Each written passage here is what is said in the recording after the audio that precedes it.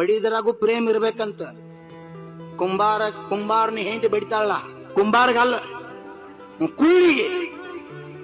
ಯಾವ ಮನಿ ವಾಸು ಶಾಂತಿ ಮಾಡಾಕ ಹಾಲು ಉಕ್ಕಿಸ್ತಿರ್ಲ, ಕುಳ್ಳ್ಯಾಗ ಹಾಲು ಉಕ್ಕಿಸ್ತಿರ್ಲ ಒಲಿ ಮ್ಯಾಗ.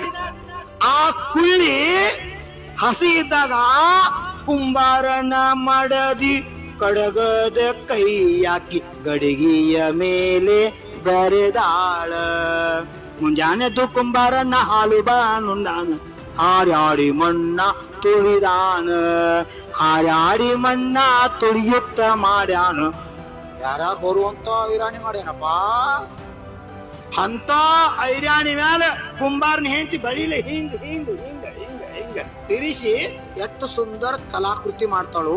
ಒಳಗೊಂದು ಕೈ ಹಾಕಿ ಮ್ಯಾಲೆ ತ್ಯಾಪಿ ತಗೊಂಡು ಬಡಿತಾಳ ಪ್ರೇಮಲೆ. ಹಂಗ ಬಡದ್ರ ಗುಡಿ ಗಡಿಗಿದ್ದದ್ದು ಏನೋ ಆಗಿ ಹೋಗಿತ್ತು. ಹಂಗ ನೀವು ನಿಮ್ಮ ಮಕ್ಕಳನ್ನ ಬಡೀರಿ.